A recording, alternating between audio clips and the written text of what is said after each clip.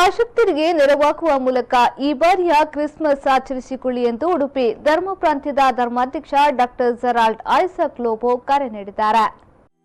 ಉಡುಪಿಯ ಕ್ರೈಸ್ತ ಧರ್ಮ ಪ್ರಾಂತ್ಯದ ವತಿಯಿಂದ ಮಧ್ಯಮ ಬಂಧುಗಳೊಂದಿಗೆ ಕ್ರಿಸ್ಮಸ್ ಸ್ನೇಹಕೂಟ ಕಾರ್ಯಕ್ರಮ ಶೋಕಮಾತಾ ಇಖರ್ಚಿಯಲ್ಲಿ ನಡೆಯಿತು.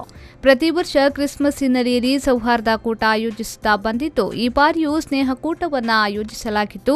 ಈ ಸಂದರ್ಭ ಕ್ರಿಸ್ಮಸ್ ಸಂದೇಶ ಸಾರಿದ ಡಾಕ್ಟರ್ ಜೆರಾಲ್ಡ್ ಐಸಕ್ ಲೋಬೋ ಯಾವುದೇ ಧರ್ಮದವರೇ ಆಗಲಿ ಅವರಿಗೆ ಆರ್ಥಿಕ ನೆರವಾಗುವ ಮೂಲಕ ಈ ಬಾರಿಯ ಕ್ರಿಸ್ಮಸ್ ಆಚರಿಸಿ ಸ್ಮರಣೀಯವನ್ನಾಗಿಸಿ ಇದುವೇ ಯೇಸು ಕ್ರಿಸ್ತನ ಆಶಯವೂ ಆಗಿದೆ ಎಂದರು. ಪ್ರಭು ಯೇಸು ನಮಗೆ ನೀಡಿದ ಸಂದೇಶ ಅದು ಪ್ರೀತಿ ಮತ್ತು ಶಾಂತಿ.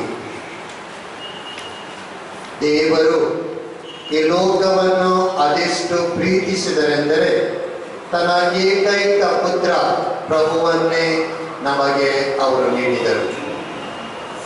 ಅದಕ್ಕಿಂತ ಮಿಗಿಲಾದ ಪ್ರೀತಿ ಬೇರೊಂದಿಲ್ಲ. ಅದನ್ನೇ ತಮ್ಮ ಸಾರ್ವಜನಿಕ ಜೀವನದಲ್ಲಿ ಪ್ರಭು ಯೇಸು ನುಡಿದರು.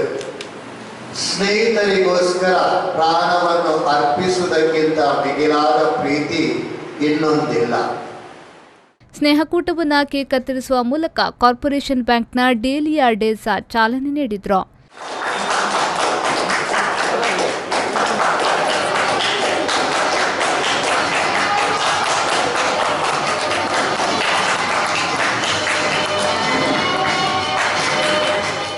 ಈ ಸಂದರ್ಭ ಕ್ರಿಸ್ಮಸ್ ಸಿಹಿ ತಿಂಡಿಯನ್ನು ವಿತರಿಸಲಾಯಿತು.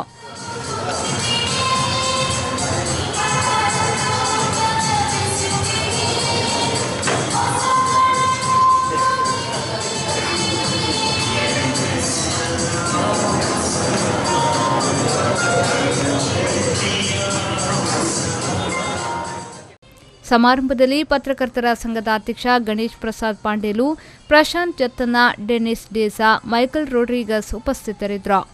ಪಲ್ಲವಿ ಸಂತೋಷ್, ವಿ4 ನ್ಯೂಸ್ 24/7 ಉಡುಪಿ.